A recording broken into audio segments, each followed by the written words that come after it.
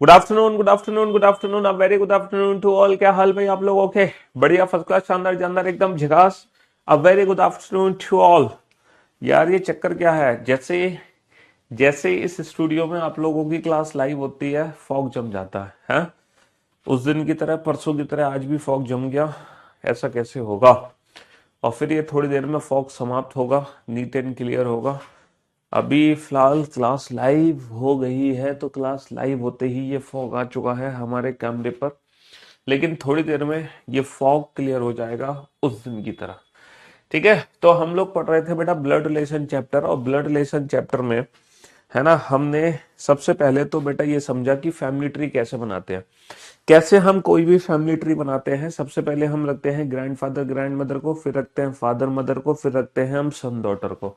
तो according to generation gap हम persons को ऊपर नीचे रखते हैं। अकॉर्डिंग टू जनरेशन गैप हम पर्सन्स को क्या रखते हैं? ऊपर नीचे रखते हैं। फिर उसके बाद हम लोगों ने क्या सीखा कि अगर कहीं भी जेंडर मेल है ना, कहीं भी अगर जेंडर मेल है तो उसको हम ट्राइंगल में बंद कर देंगे, और अगर फीमेल है तो सर्कल में बंद कर देंगे। और हमने सारे रिलेशंस को ना रिप्रेजेंट करना आप लोगों को सिखाया। सारे रिलेशन हमने देखा कि फादर को कैसे रिप्रेजेंट करते हैं, मदर को कैसे रिप्रेजेंट करते हैं, सन को कैसे रिप्रेजेंट करते हैं, डॉटर को रिप्रेजेंट कैसे करते हैं। फिर मैंने बताया कि ब्रदर्स को रिप्रेजेंट कैसे करते हैं, भाई को कैसे करते हैं, बहन को कैसे करते हैं, वाइफ को कैसे करते हैं, अंकल को कैसे करते हैं, है ना, दादा को कैसे करते हैं, नाना को कैसे करते हैं, सास ससुर बहू दामाद। ये सारे रिलेशंस हमने रिप्रेजेंट करने सीखे। और जब हमने रिलेशंस को रिप्रेजेंट करना सीख लिया, उसके बाद फिर हमने इनके बीच में संबंध बनाना भी सीखा। तो सबसे जो पहली क्लास हुई थी, सबसे पहली क्लास में हमने ना बिल्कुल बेसिक क्वेश्चन सॉल्व किए थे, एकदम जीरो लेवल वाले। वो बहुत ही इजी लेवल के क्वेश्चंस थे। सबसे पहली क्लास में हमने एकदम इजी लेवल के क्वेश्चंस पढ़े थे, है ना, बहुत ही सिंपल वाले क्वेश्चन हमने सॉल्व किए थे। और उसके बाद हमने ना मॉडरेट लेवल के क्वेश्चन शुरू किए थे। कल हम लोगों ने ना मॉडरेट लेवल और टफ लेवल के क्वेश्चंस किए थे, जिसमें आपने देखा होगा क्वेश्चन नंबर 16, है ना, एक अच्छे लेवल का क्वेश्चन था। बढ़िया बढ़िया क्वेश्चन था, है ना। क्वेश्चन नंबर 17 भी एक अच्छे लेवल का क्वेश्चन था। क्वेश्चन नंबर 18 भी एक अच्छे लेवल का क्वेश्चन था। क्वेश्चन नंबर 19 तो चलो नॉर्मली क्वेश्चन था। हाँ, 20 भी अच्छे लेवल का क्वेश्चन था। क्वेश्चन नंबर जो 21 है वो रिपीटेड क्वेश्चन है ना, ये क्वेश्चन रिपीट हो रहा है, पहले हो चुका है। क्वेश्चन नंबर 22 भी रिपीट हो रहा है। फिर हमने 23 किया था, वो सिंपल क्वेश्चन है, बहुत ही इजी क्वेश्चन था, ज्यादा इसमें मुश्किल नहीं थी। लेकिन ये जो क्वेश्चन था, क्वेश्चन नंबर 25, ये टफ क्वेश्चन था, ये 5 स्टार लेवल का क्वेश्चन था। और क्वेश्चन नंबर 26 बेटा नॉर्मल क्वेश्चन था, है ना। क्वेश्चन नंबर 27 जो था, ये भी 5 स्टार लेवल का क्वेश्चन था, क्वेश्चन नंबर 27। और मुझे उम्मीद है कि आप लोगों ने इन 27 क्वेश्चंस तक रिवीजन कर लिया होगा, है ना। इन 27 तक क्वेश्चंस का रिवीजन कर लिया होगा। और आज भी कैमरे पे धुंध बहुत ज्यादा छा गई है ना, कैमरा ब्लर हो गया, धुंध छा गई है बेटा, धुंध क्या करें। है, सर्दी इतनी पड़ रही है कि हमारे स्टूडियो के अंदर भी धुंध आ गई है। हमारे स्टूडियो के अंदर भी एक्चुअली कैमरा का जो लेंस है ना, उसके अंदर चली गई है धुंध। ठीक है, ये थोड़ी देर में अपने आप ठीक हो जाएगी। हाँ जी, थोड़ा सा हीट होगा ना कैमरा अंदर से, जैसे थोड़ा सा हीट हो जाएगा कैमरा अंदर से, तो अपने आप ये धुंध चली जाएगी।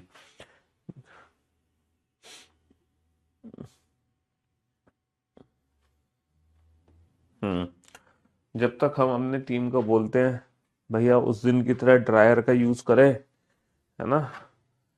हाँ जी।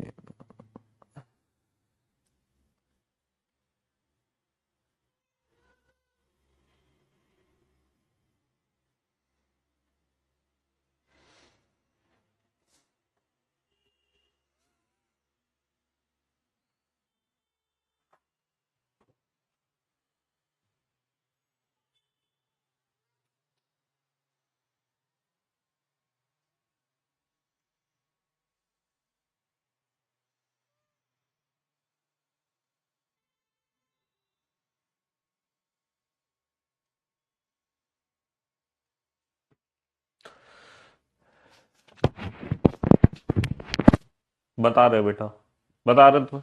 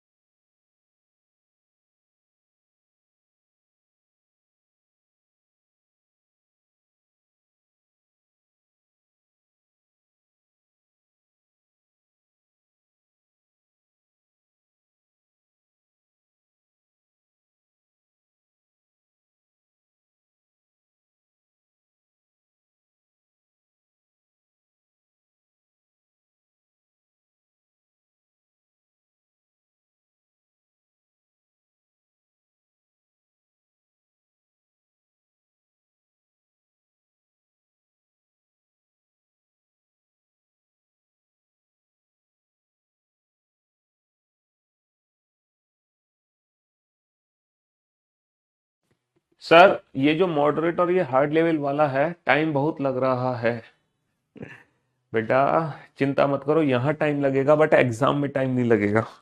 और ये हार्ड लेवल तो मैं तुम्हें करा रहा हूँ, लेकिन हार्ड लेवल के जो क्वेश्चंस है ना, ये एग्जाम में नहीं आते हैं।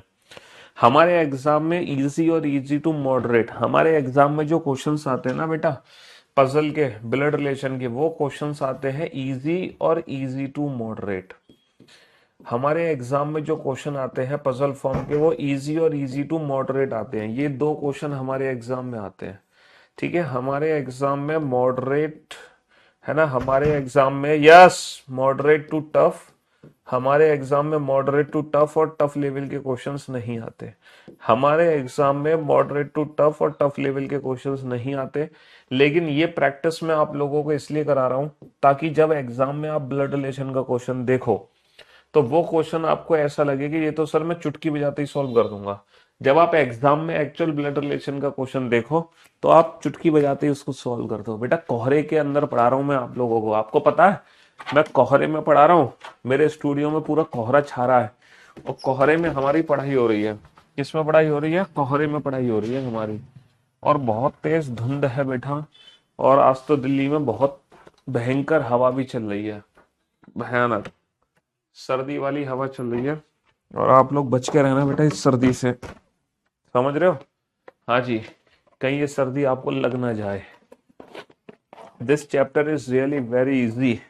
देखो जिस बच्चे को अच्छे से कॉन्सेप्ट समझ आ गया ना फैमिली ट्री का, उस बच्चे के लिए ये चैप्टर बहुत आसान है। आसान तो छोड़ो, आसान होने के साथ साथ बहुत इंटरेस्टिंग भी है। आसान तो है ही, लेकिन आसान होने के साथ साथ बहुत ज्यादा इंटरेस्टिंग भी है ये टॉपिक। ठीक है, हाँ जी, लगाओ भैया, थोड़ा सा करके देखो, ड्रायर से चीजें क्लियर हो जाए उस दिन की तरह तो अच्छी बात है। भूकंप था सर, यूपी में चल रही है हवाएं बेटा, दिल्ली में भी ना बहुत तेज हवा चल रही है। दिल्ली में बहुत तेज हवा चल रही है, भयंकर वाली हवा चल रही है।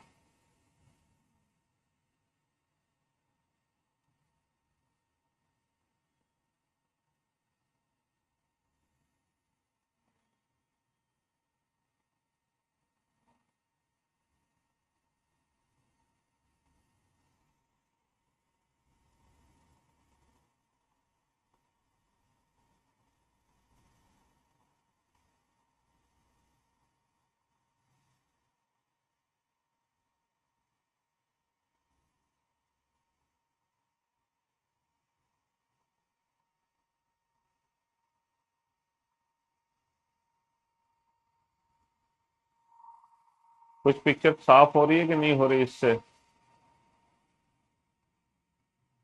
पहले तो पूरा ब्लर होता है, उसके बाद नीट एंड क्लियर हो, नीट एंड क्लीन होता है। हाँ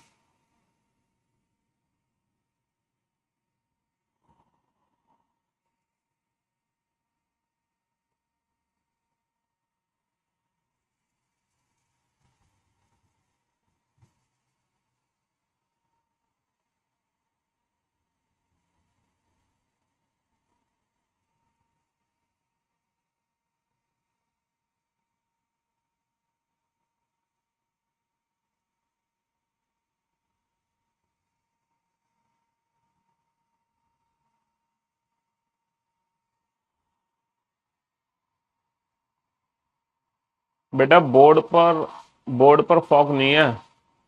ये जो फॉग है, ये कैमरा जो है उसके लेंस पर फॉग है, समझ रहे हो? ये बोर्ड पर फॉग नहीं है, ये कैमरे के लेंस पर फॉग है।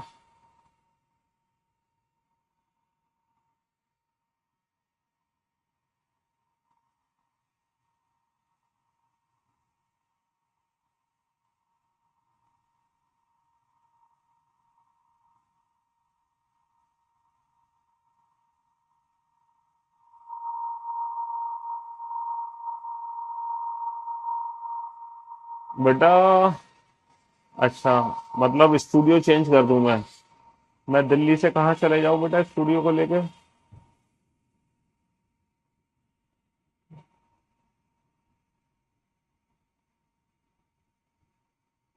दिल्ली से कहाँ चले जाएं?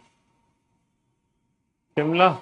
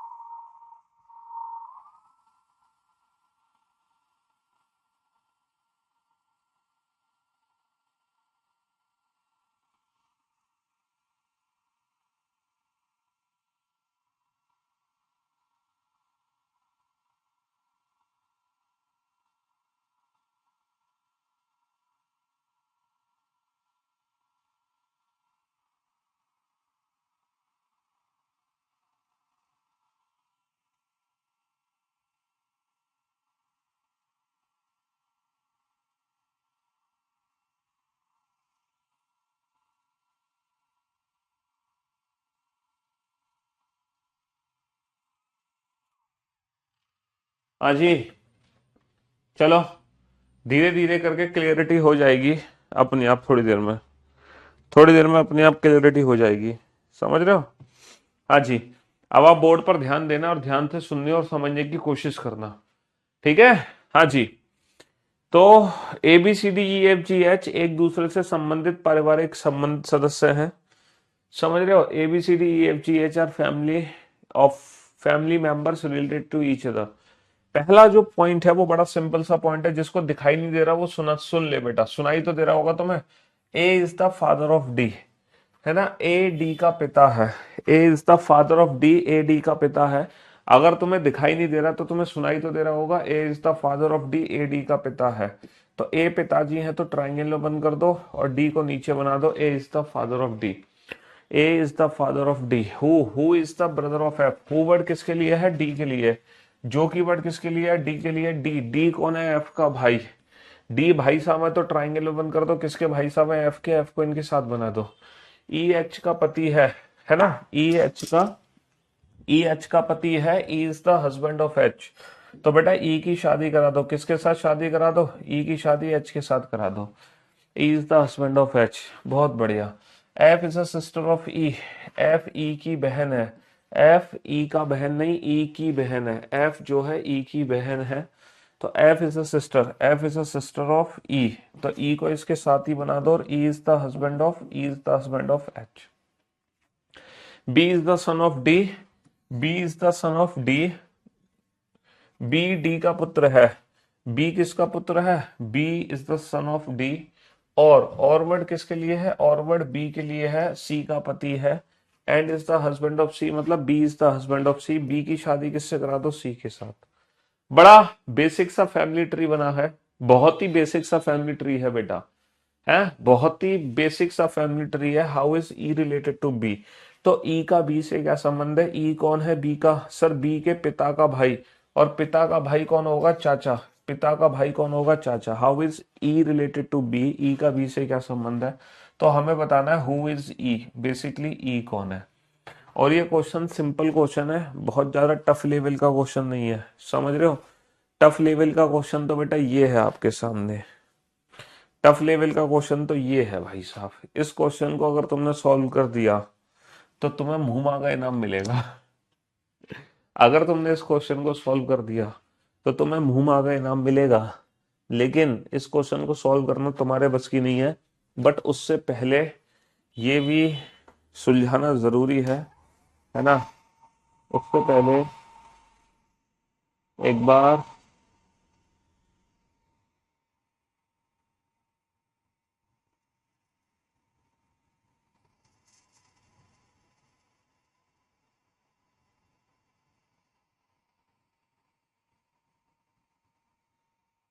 ये क्वेश्चन सॉल्व कर दिया तो मजे आ जाएंगे भाई साहब। लेकिन ये क्वेश्चन दिखना जरूरी है।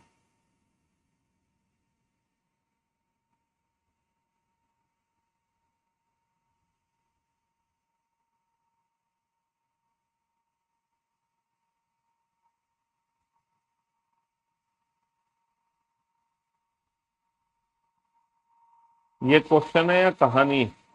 ये बस, ये एक परिवार की कहानी है बेटा, और इस कहानी को तुम्हें सुलझाना है।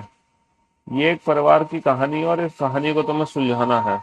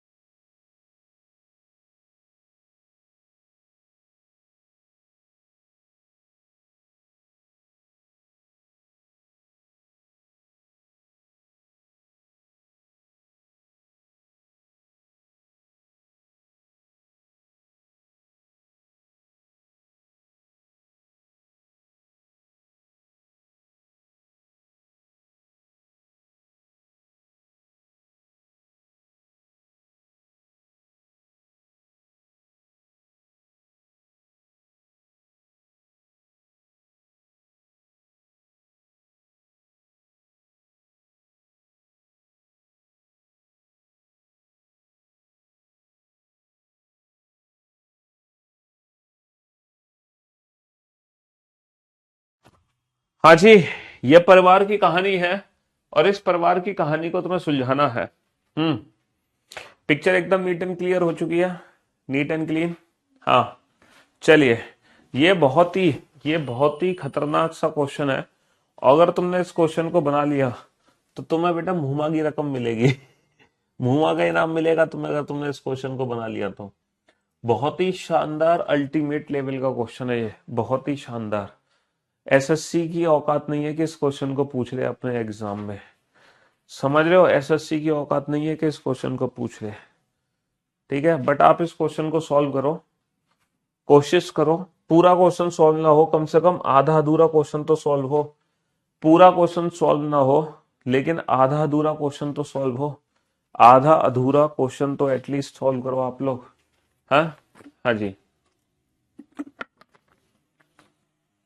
गो को कोड किया गया है 32 से, तो बेटा गो के अपोजिट लेटर क्या हो गए, लव और जीटी रोड, है ना। अब 20 और 12 32 हो गया। अपोजिट लेटर के प्लेस का सम है, अपोजिट लेटर के प्लेस का सम है जो तुम क्वेश्चन पूछ रहे हो। अपोजिट लेटर के प्लेस का सम है।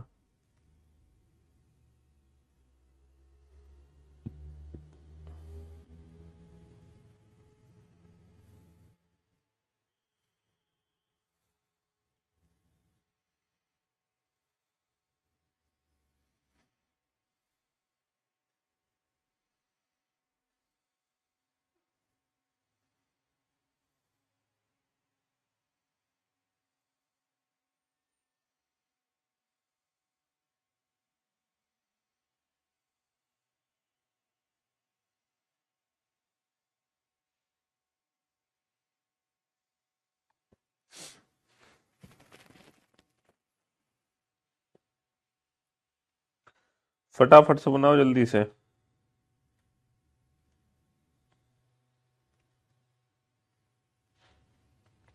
हाँ जी, ऑप्शन से हो गया सर क्वेश्चन, बहुत बढ़िया। हाँ, तुम इस क्वेश्चन को ऑप्शन से भी कर सकते हो बेटा, तुम इस क्वेश्चन को ऑप्शन से भी सॉल्व कर सकते हो।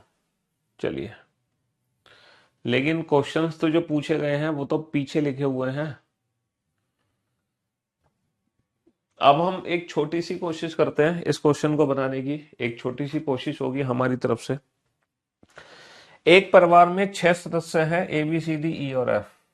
देर are 6 members in the family, जिनमें केवल एक विवाहित जोड़ा है और 3 पीढ़ियां हैं। There is only one married couple and 3 generation, 3 generation 1 married couple. Each member has a different number of points 4, 8, 11, है ना। प्रत्येक सदस्य के पास नंबर ऑफ पॉइंट्स अलग अलग है, किसी के पास 4 है, किसी के पास 8 है, किसी के पास 11 है, किसी के पास 13 है, किसी के पास 16 और किसी के पास 19। There are only 6 member and there is only 1 married couple, इतना याद रखना। Person with 4 coin is the paternal uncle of D. 4 सिक्के वाला व्यक्ति डी का चाचा है। डी का चाचा, इसके चाचा कैसे बनाओगे भैया, इसके पिता के भाई साहब बना दो डी के चाचा। और डी के चाचा के पास कितने सिक्के हैं, डी के पास चाचा के पास 4 सिक्के हैं। The only sister of D has 2 coins more than the son of C, है ना। डी की एकमात्र बहन के पास सी के बेटे से 2 सिक्के अधिक है। डी की एकमात्र बहन है, डी की एकमात्र बहन है, डी की और कोई बहन नहीं है, एकमात्र यही बहन है डी की। और इसके पास सी का कोई बेटा है, सी का कोई बेटा है, उससे 2 सिक्के अधिक है। 2 सिक्के अधिक, बेटा डी की बहन के पास 4 नहीं हो सकती क्योंकि 4 किसी से 2 अधिक नहीं है। 8 नहीं हो सकती क्योंकि ये किसी से 2 अधिक नहीं है। 11 नहीं हो सकती क्योंकि ये किसी से 2 अधिक नहीं है। 13 हो सकते हैं क्योंकि ये 2 अधिक है 11 से। 16 नहीं हो सकते, 19 नहीं हो सकते। तो 100% डी की बहन के पास 2 सिक्के अधिक है, यानी कि डी की बहन के पास सी के बेटे से 2 सिक्के अधिक है। तो बेटा सी के बेटे के पास हो गए 11 सिक्के, है ना। और डी की बहन के पास हो गए 2 सिक्के अधिक, यानी कि 13 सिक्के। 13 सिक्कों वाले व्यक्ति के सहोदर की एक बेटी है। The sibling of the person with 13 coin, the sibling of the person with 13 coin, 13 कौन का सहोदर है, डी, हैज 1 डॉटर, यानी कि इसकी एक बेटी है ना। 3 जनरेशन हो चुकी है, 1 जनरेशन, 2 जनरेशन और 3 जनरेशन, है ना। 13 सिक्कों वाले व्यक्ति के सहोदर की एक बेटी है ना। 13 सिक्कों वाले व्यक्ति के सहोदर की एक बेटी है, बहुत बढ़िया। सी एक महिला सदस्य है, सी एक महिला सदस्य है, सी इज अ फीमेल, ठीक है। और सी का बेटा भी एक परिवार में है। किसी भी महिला के पास 8 से किसी की महिला के पास 8 सिक्के नहीं है, यानी कि जिसके पास 8 सिक्के हैं वो पुरुष है, जिसके पास 8 सिक्के हैं वो पुरुष है ना। C C is a female member, no female has 8 coin, person with 16 coin is elder than F. 16 सिक्के वाला व्यक्ति एफ से बड़ा है, जिसके पास 16 सिक्के हैं वो व्यक्ति एफ से बड़ा है, ठीक है। हाँ जी, who has 19 coin such that both are not in the same generation, है ना। जिसके पास 19 सिक्के हैं, 19 सिक्के ऐसे कि दोनों एक ही पीढ़ी में नहीं है। 16 सिक्के वाले व्यक्ति एफ से बड़ा है, एफ जिसके पास, है ना, जिसके मतलब एफ के बारे में बात हो रही है। 16 सिक्के वाले व्यक्ति एफ से बड़ा है और जिसके पास 19 सिक्के हैं, दोनों एक पीढ़ी में नहीं है। सी, नो नहीं, person with 16 coin is elder than F, who has 19 coin such, अच्छा, एफ जिसके पास 19 सिक्के हैं, एफ जिसके पास 19 सिक्के हैं, ठीक है। 16 सिक्के वाला व्यक्ति एफ से बड़ा है, जिसके पास 19 सिक्के हैं, दोनों एक ही पीढ़ी में नहीं, और ये दोनों अलग अलग जनरेशन में है, ठीक है। हाँ जी, दोनों अलग अलग। Person with 16 coin is elder than F who has 19 coin such that both are not in same generation, ये दोनों अलग अलग जनरेशन में है, ठीक है। ना तो ए ना ही ई की शादी सी से हुई है, neither A nor E married to C, C की शादी किसी से हुई नहीं हुई, ना तो ए से, यानी कि सी का पति है, और वो सी का पति ए और ई में से कोई भी नहीं है, ए और ई में से कोई भी सी का पति नहीं है। ई ए से छोटी है, ई किससे छोटी है, ए से, है ना। E is younger than A such that both are not in same generation, ये दोनों अलग अलग जनरेशन में।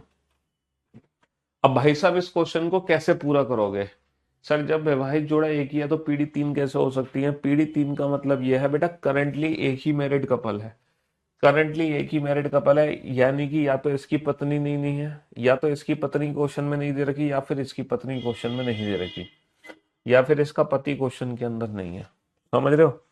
या तो ये एक मैरिड कपल है, या फिर ये, इन दोनों में से कोई एक ही मैरिड कपल है, इन या तो ये मैरिड कपल है या ये है, मतलब किसी एक की पति या पत्नी दे नहीं रखी क्वेश्चन के अंदर, किसी एक की पति या पत्नी क्वेश्चन के अंदर नहीं दी गई है, समझ रहे हो। हाँ जी, अगर बेटा सी की शादी, अगर मैं सी की शादी डी से करा दूंगा, अगर मैं सी की शादी डी से करा दूंगा तो सी का एक बेटा होना चाहिए, सी का एक बेटा होना चाहिए, सी का एक बेटा होना चाहिए, जबकि सी का एक बेटा नहीं है। फिर अगर सी का एक बेटा हो गया तो टोटल मेंबर हो जाएंगे 1 2 3 4 5 6 7, जबकि 7 मेंबर नहीं है, मेंबर सिर्फ 6 हैं। मेंबर सिर्फ कितने हैं? 6 हैं। ये लड़की कैसे हमने करी थी यहाँ? 4 सिक्कों वाला व्यक्ति डी का चाचा है, डी की एकमात्र बहन के पास सी के बेटे से 2 अधिक सिक्के हैं, यानी कि 13 सिक्के हैं, सी के बेटे के पास 11 सिक्के हैं, है ना। सी एक महिला सदस्य है ना। सी के बेटे दो, 13 सिक्कों वाले व्यक्ति के सहोदर की एक बेटी है, 13 सिक्के वाले व्यक्ति के सहोदर की एक बेटी है। ओके, तो बेटा 100% जो सी है उसकी शादी डी से तो नहीं हो सकती है, कभी नहीं हो सकती है, क्योंकि नंबर ऑफ मेंबर ज्यादा हो जाएंगे। तो सी की शादी 100% इससे हुई है, सी की शादी 100% इससे हुई है, इस व्यक्ति के साथ। और जो सी का बेटा है, बेटा सी का बेटा कौन बनेगा? सी का बेटा डी ही बनेगा। और डी के पास कितने सिक्के होंगे? डी के पास 11 सिक्के होंगे, है ना। इसके पास कितने सिक्के होंगे? 11 सिक्के होंगे। बहुत बढ़िया। यहाँ पर डी मैरिड कपल नहीं दिया जाएगा, इसकी पत्नी यहाँ पे प्रेजेंट नहीं है। 1 2 3 4 5 6 लोग हो गए, 6 लोग हो गए यहाँ पर। बहुत बढ़िया। अच्छा, सी की शादी ए और ई से नहीं होगी, सी की शादी ए और ई से नहीं होगी। A B C D E F. C की शादी खुद सी से नहीं हो सकती है, सी की शादी डी से नहीं हो सकती है, सी की शादी ए और ई से नहीं होगी, या तो बी से होगी या एफ से होगी, या तो बी से होगी या एफ की। अच्छा, सी की शादी एफ से नहीं हो सकती, क्योंकि जो एफ से हो गई तो एफ तो खुद छोटा है 16 सिक्के वाले व्यक्ति से, दोनों की जनरेशन में एक का गैप है, यानी कि 100% सी की शादी किससे होगी? सी की शादी बी से होगी। 100% सी की शादी किससे होगी? सी की शादी बी से होगी। बहुत बढ़िया। सी की शादी किससे होगी? सी की शादी बी से होगी। ओके ओके ओके, है ना। एफ जिसके पास 19 सिक्के हैं, बेटा ये एफ नहीं है, इसके पास 19 सिक्के नहीं है, ये भी एफ नहीं है, इसके पास 19 सिक्के नहीं है, ये एफ है और इसके पास हो गए 19 सिक्के, इसके पास हो गए 19 सिक्के। समझ रहे हो? एफ 19 सिक्के हो गए, ठीक है। ई ए से छोटी है, ई और ए, अगर मैं ई और ए को रखूंगा तो ए यहाँ पर, ई यहाँ पर, ई ए से छोटी है, ई ए से छोटी है। बहुत बढ़िया। अब सिक्कों का डिस्ट्रीब्यूशन बच गया बेटा, कौन कौन से सिक्के बच गए? 4 सिक्के यूज कर लिए हमने, 11 यूज कर लिए, 13 यूज कर लिए, 19 यूज कर लिए। अब बच गया बेटा सिक्के 8 और 16। और 16 सिक्के वाला व्यक्ति एफ से बड़ा है, बिल्कुल एफ से बड़ा है। 8 और 16 सिक्के कैसे डिस्ट्रीब्यूट करोगे? 8 और 16 सिक्के कैसे डिस्ट्रीब्यूट करोगे? इन दोनों में से किसको 8 मिलेंगे और किसको 16 मिलेंगे? किसी को भी मिल सकते हैं 8 और 16। हाँ जी। 8 और 16 कंफर्म नहीं हो पा रहे, 8 इसको भी मिल सकते हैं, 16 8 इसको भी, 16 इसको भी। ये हमारा फैमिली ट्री कंफर्म बनेगा, ये फैमिली ट्री बनेगा खतरनाक तरीके से। ये फैमिली ट्री बनेगा 6 लोगों का, ये फैमिली ट्री बनेगा 6 लोगों का। समझ रहे हो? बहुत ही खतरनाक लेवल का ये क्वेश्चन है, बहुत ही खतरनाक लेवल का, और इतना खतरनाक कि हमारे एग्जाम में तो आने से रहा। समझ रहे हो? हम्म। बट ये लेवल इसलिए कराना जरूरी है क्योंकि जब एग्जाम में आप ब्लड रिलेशन के क्वेश्चन देखोगे तब आपको इस लेवल के बाद वो क्वेश्चंस ना बहुत ही इजी लगेंगे, है ना। 8 कहाँ लिखा हुआ है? No female has 8 coin. अच्छा, 8 कॉइन वाला मेल है, 8 कॉइन वाला मेल है, तो ये भी कंफर्मेशन हो गई है, 8 कॉइन वाला मेल है। अगर 8 कॉइन वाला मेल है तो ये 8 है, ये 16 है। चलिए साहब, तो सिक्कों का भी डिस्ट्रीब्यूशन कंप्लीट हो चुका है। तो how is E related to F? How is E related to F? F के पिता की बहन, एफ के पिता की बहन, तो ई कौन हो गई? एफ के पिता की बहन। How is E related to F? बुआ, है ना। Who among the following doesn't have more than 13 coin, है ना। किसके पास 13 से ज्यादा सिक्के नहीं है? बी ए सी, बी बी के पास भी नहीं है, ए के पास भी 13 से ज्यादा नहीं है, सी के पास तो है। बी और ए के पास, बी और ए के पास 13 से ज्यादा सिक्के नहीं है। द पर्सन विद 16 कॉइड is of the person with the lowest number. 16 सिक्कों वाला व्यक्ति सबसे कम सिक्कों वाले व्यक्ति का कौन है? 16 सिक्कों वाला व्यक्ति सबसे कम सिक्के वाले व्यक्ति का कौन है? इसके पति की बहन, पति की वाइफ है, पति की वाइफ, सॉरी, इसके भाई, इसके भाई की पत्नी है, और भाई की पत्नी भाभी होगी, तो 16 सिक्कों वाला व्यक्ति 4 सिक्कों वाले व्यक्ति की भाभी है, यानी कि sister in law. Sister in law यानी कि भाभी, सिस्टर इन लॉ यानी कि भाभी। ठीक है, इस क्वेश्चन को मैं दोबारा से रिपीट करता हूँ। सर इसको तो 10 स्टार दे दो इस क्वेश्चन को। हाँ, इस क्वेश्चन को 10 स्टार भी मिल सकते हैं। चलिए एक बार मैं इस क्वेश्चन को दोबारा से रिपीट करता हूँ और बहुत ही ध्यान से सुनने और समझने की कोशिश करना।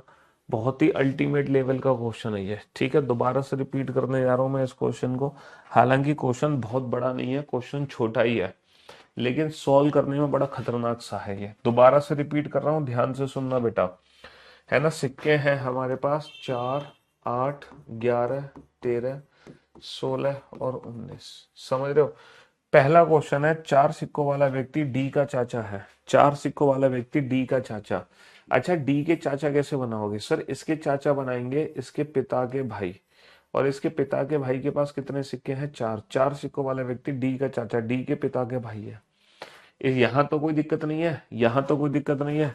डी की एकमात्र बहन के पास सी के बेटे से 2 सिक्के अधिक है। अच्छा, डी की एकमात्र बहन, डी की एकमात्र बहन दे रखी है, और इसके पास किससे अधिक है? सी के बेटे से 2 सिक्के अधिक है। सी के बेटे से 2 सिक्के अधिक एक डी की बहन के पास है। तो ये बताओ ऐसे कौन से दो, मतलब 2 कंसेक्यूटिव सिक्के हैं जिसमें मतलब 2 का अंतर हो। दो दो का अंतर बेटा कौन कौन से 2 नंबर में है? 2 का अंतर सिर्फ और सिर्फ 11 और 13 में है ना। तो डी की बहन के पास सी के बेटे से 2 सिक्के अधिक हैं, तो डी की बहन के पास हो गए 13 सिक्के, और सी के बेटे के पास हो गए 11 सिक्के। भाई सीधी सी बात है, 11 और 13 ही डिस्ट्रीब्यूट हो सकते हैं। चलिए, 13 सिक्कों वाले व्यक्ति के सहोदर की एक बेटी है। 13 सिक्कों वाला व्यक्ति ये है, 13 सिक्कों वाला व्यक्ति ये है, इसका सहोदर ये है, इसकी एक बेटी दे रखी है, इसकी एक बेटी दे रखी है। अब बेटा क्वेश्चन यही सॉल्व हो गया। There is only one married couple and there is only 6 member. केवल एक ही मैरिड कपल है, तो ये जो सी है ना, सी, इसकी जो शादी है इससे नहीं हो सकती, क्योंकि नंबर ऑफ पर्सन ज्यादा हो जाएंगे 6 से। बताओ, अगर मैं सी की शादी इससे करा दूंगा तो इनका एक बेटा भी है, 1 2 3 4 5 6 7 8, कितने मेंबर हो गए? बहुत मेंबर हो गए। अच्छा, सी की शादी में इससे नहीं करा सकता, क्योंकि अगर इससे सी की शादी करा दूंगा फिर इनका एक बेटा होगा, नंबर ऑफ मेंबर 1 2 3 4 5 6 7 हो गए। है ना, समझ रहे हो? सी की शादी इससे नहीं हो सकती, क्योंकि फिर नंबर ऑफ मेंबर बेटा 6 से ज्यादा हो जाएंगे। तो सी की शादी ना इससे हो सकती है, ना इससे हो सकती है, ना इससे हो सकती है, और ना ही सी की शादी इससे हो सकती, क्योंकि फिर तो बेटा 4 जनरेशन हो गई। तो कुल मिलाकर सी की शादी होगी किससे, बस ये पता लगा लो तुम। कुल मिलाकर सी की शादी होगी किससे? कुल मिलाकर सी की शादी किससे होगी? सर सी की शादी सिर्फ और सिर्फ इसी से हो सकती है, इसके अलावा किसी से नहीं हो सकती।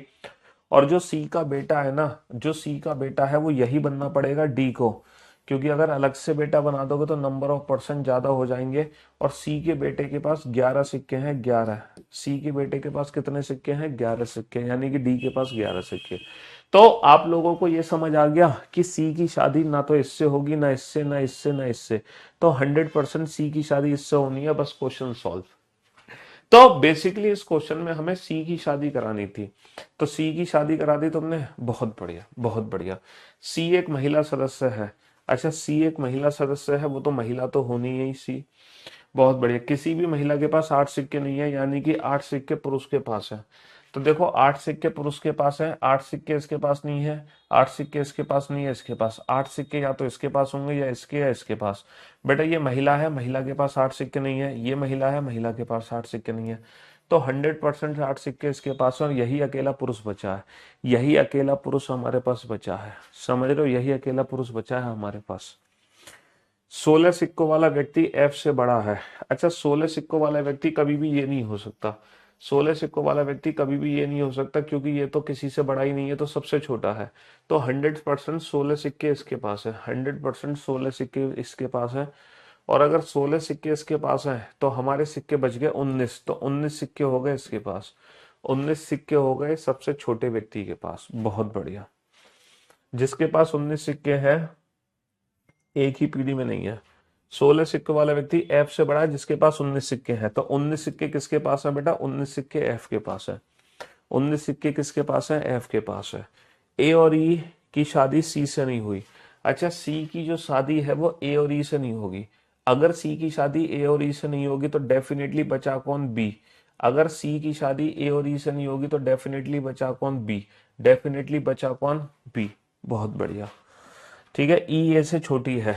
अगर ई ए से छोटी है तो ई ये नहीं हो सकता और ए ये नहीं हो सकता। ई छोटी है तो ई यहाँ आएगा और ए यहाँ आएगा।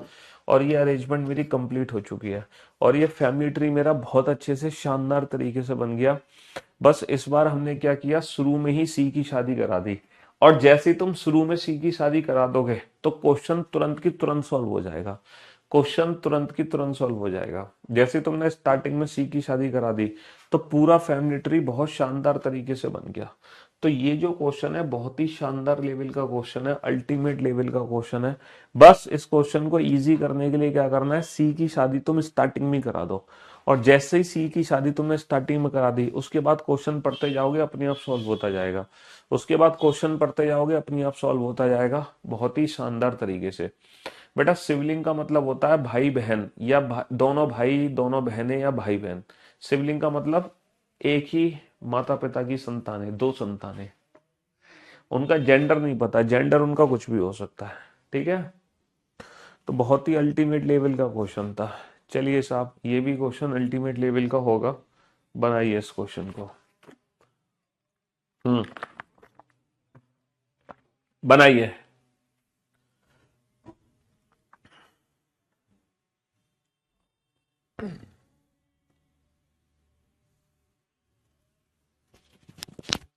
बनाइए इस क्वेश्चन को।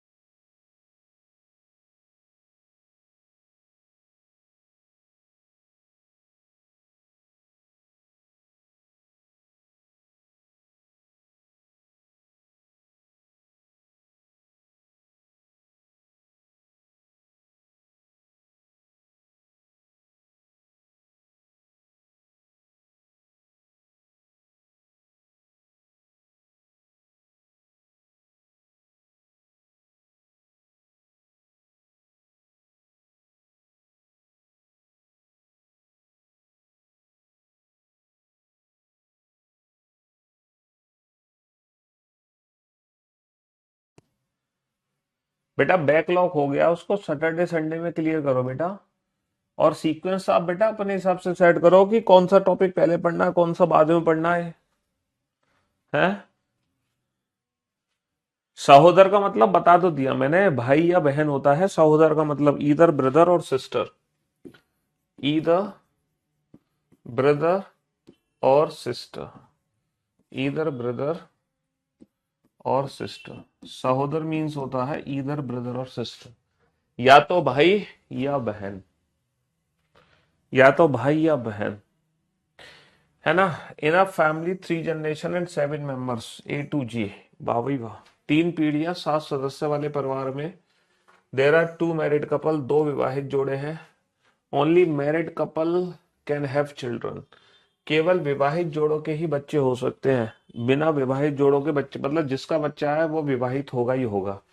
ए इज द फादर ऑफ ई, ए ई का पिता है, A is the father of ई। अब ए पिता है तो यानी कि इसकी पत्नी जरूर है।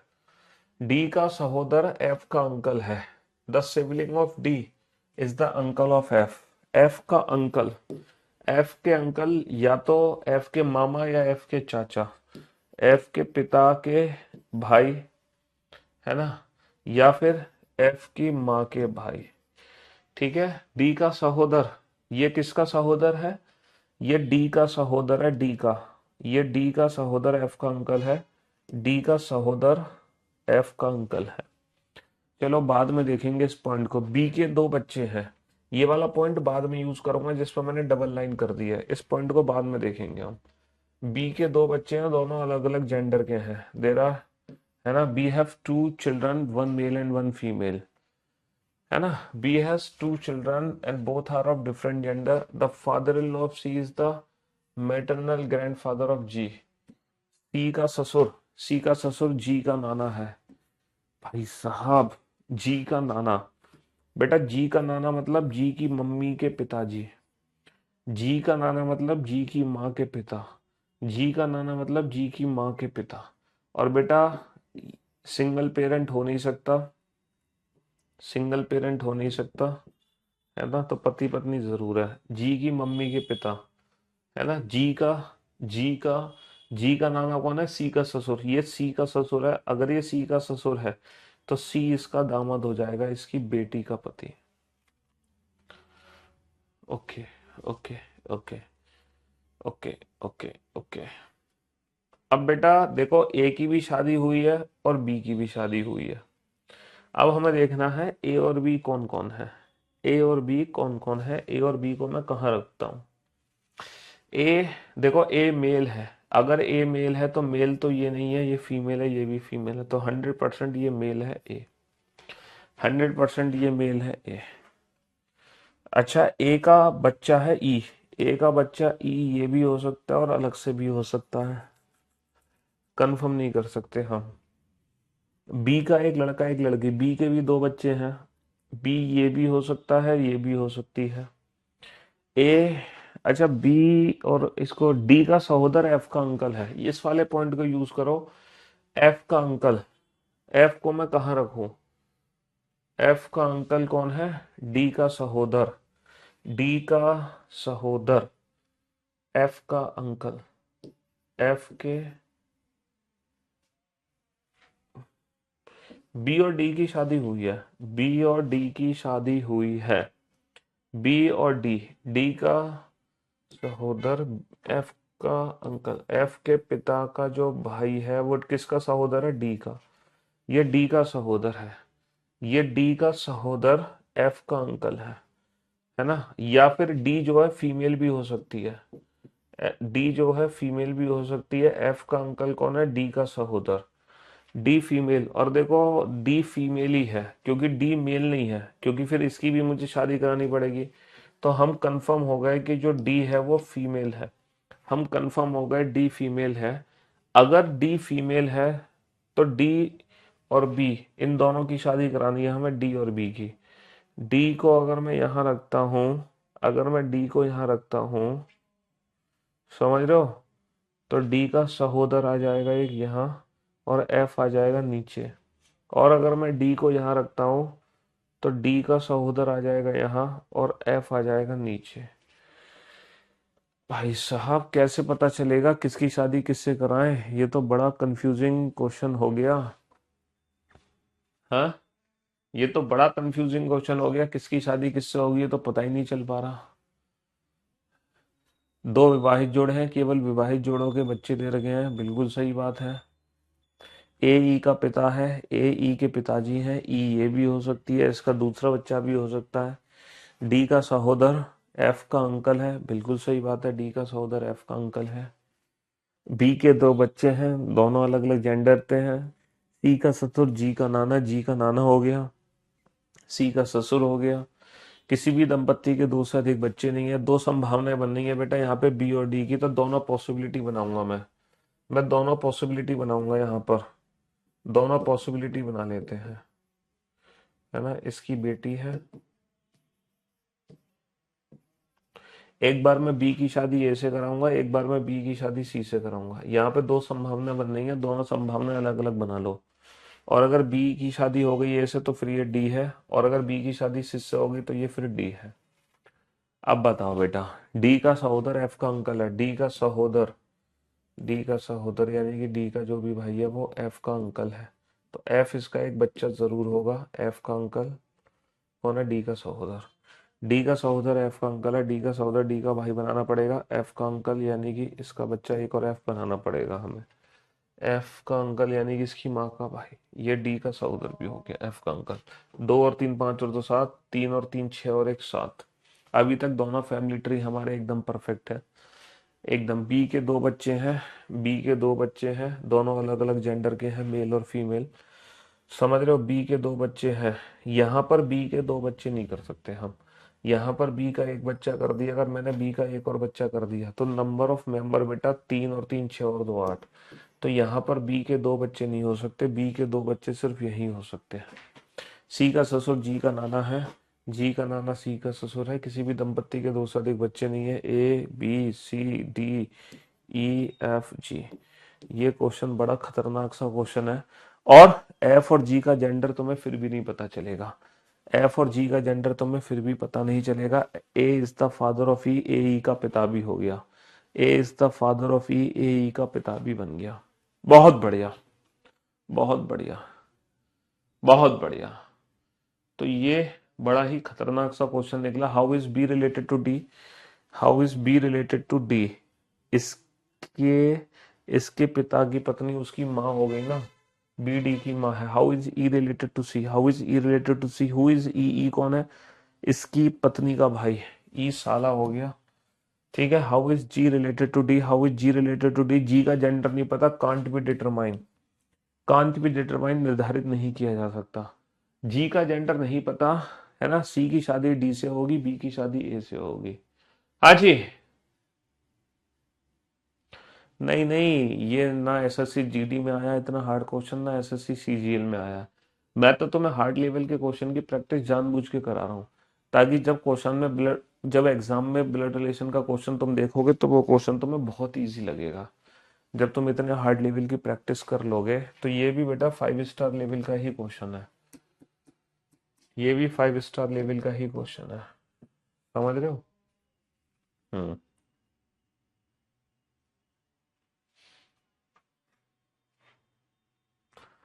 बेटा अभी तुम्हें 3 4 5 महीने वेट कर सकते हो तो कर लो, वैसे 4 5 महीने इंतजार करने।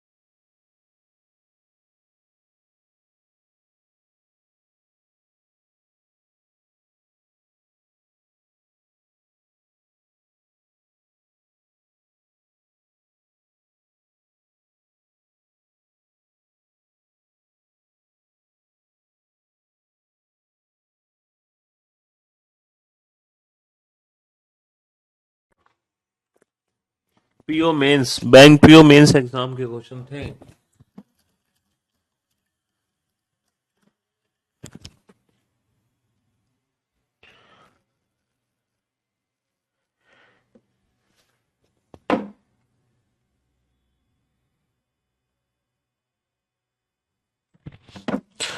बैंक पीओ मेंस बेटा।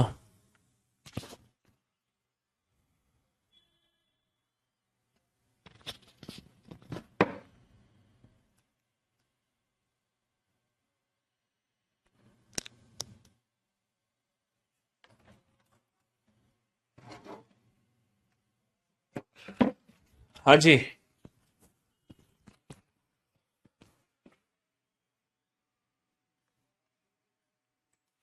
बनाओ बनाओ बनाओ बनाओ।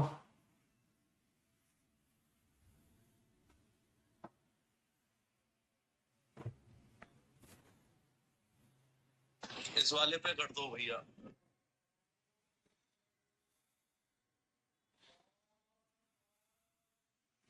हाँ जी।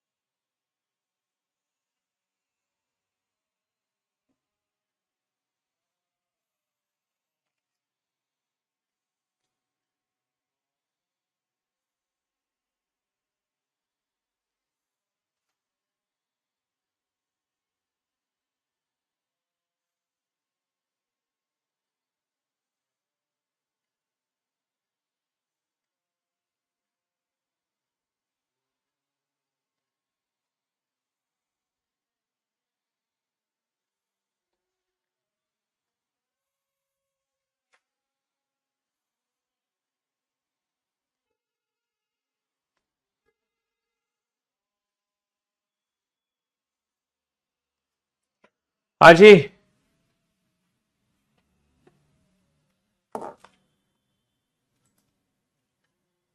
बनाओ। चलिए साहब, अब आप बोर्ड पर ध्यान देना और ध्यान से समझने की कोशिश करना। हाँ, वो वाले क्वेश्चन भी करवाएंगे बेटा। वो ये रहे क्वेश्चन जो तुम कह रहे हो ना, वो कोडेड फॉर्म है ब्लड रिलेशन की। वो ब्लड रिलेशन की कोडेड फॉर्म है P into Q minus R plus S. ये पजल फॉर्म कंप्लीट हो गई अब। ये पजल फॉर्म का लास्ट क्वेश्चन है। अब इसके बाद ना यही वाले क्वेश्चन कराएंगे कोडेड फॉर्म वाले तुम्हें। चिंता मत करो, ये पजल फॉर्म का लास्ट क्वेश्चन था। समझ रहे हो? There are 8 members in the family of 3 generation. 3 पीढ़ियों के साथ परिवार में 8 सदस्य हैं। S is the mother of V. S V की माँ है। S is the mother of V. ठीक है। W is the niece of R. W R की भतीजी या भांजी है। इस पॉइंट का यूज हम बाद में करेंगे, या इस पॉइंट को अभी छोड़ ही देते हैं, हम पढ़ ही नहीं रहे क्योंकि यूज कर ही नहीं सकते। पी टी का पिता है। P is the father of T. P is the father of T. बहुत बढ़िया। Q has only 2 married sons. Q के केवल 2 विवाहित पुत्र हैं। क्यू के 2 विवाहित पुत्र हैं भैया, दोनों की शादी हो रही है। क्यू के 2 विवाहित पुत्र हैं, दोनों की शादी हो गई है। There are 8 members in the family with the 3 generation. है ना? V is the grandson of Q. V Q का पोता है। क्यू का पोता है। वी तो इन दोनों बेटों में से किसी का तो बेटा ही होगा। V V is the grandson of. बहुत बढ़िया बहुत बढ़िया बहुत बढ़िया। अब देखो, वी यहां पर था और वी की मम्मी कौन है? एस। इसके जो पति होंगे, क्यू का पोता है वी, और इसका एक और भाई है, उसकी भी शादी हो गई है। तो 1 2 3 4 5 6 मेंबर हो गई है। ये पॉइंट यहां से हटा दो। ठीक है। U is the sister in law of R. Who is the father of V. Who word किसके लिए? आर के लिए है ना? यू आर की सिस्टर इन लॉ है, जो की वर्ड किसके लिए? आर के लिए। आर वी का पिता है। वी के पिताजी कौन है? वी के पिताजी आर है। वी के पिताजी कौन है? आर है। ठीक है। और U is the sister in law of R. U R की सिस्टर इन लॉ है। आर की सिस्टर इन लॉ मतलब इसके भाई की पत्नी कौन है? U. U is the sister in law of R. परिवार में कोई अकेला माता पिता नहीं है। पी किसका पिता है? टी का। तो पी पिताजी हैं। अकेला माता पिता कोई है नहीं, तो यानी कि इनकी भी शादी होगी। और ये पिताजी होंगे पी किसके? टी के। तो ये टी है और ये पत्नी हो गई क्यू। ये कंप्लीट हो गया फैमिली ट्री। 2 और 4 6 और एक 7 लोग आए यहाँ पर, तो यहाँ पर तो 7 लोग आए, 7 लोग आने चाहिए, 8 लोग। एस वी की माँ है, डब्लू आर की भतीजी या भांजी है, आर की भतीजी या भांजी डब्लू, आर की भतीजी, इसके भाई की बेटी, इसके भाई की बेटी डब्लू। ठीक है। How is W related to P, W P की कौन है, इसके बेटे की बेटी, बेटे की बेटी granddaughter. How is S related to T, इसके भाई की पत्नी सिस्टर इन लॉ भाभी। How is T related to U, how is T related to, T related to U, T U का पति, टी यू का पति।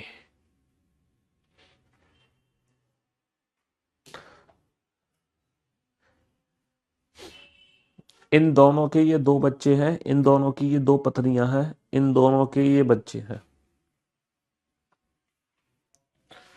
ठीक है। तो ये फैमिली ट्री बनेगा यहाँ पर। चलिए साहब, आज की सेवा यहीं कंप्लीट करते हैं और मुलाकात करते हैं आप लोगों से कल। Till then goodbye, love you guys, love you all, take care, thank you so much. कल हम मुलाकात करेंगे और कल हम शुरू करेंगे बेटा कोडेड फॉर्म। क्या शुरू करेंगे कल? कल हम कोडेड फॉर्म शुरू करेंगे, कोडेड फॉर्म।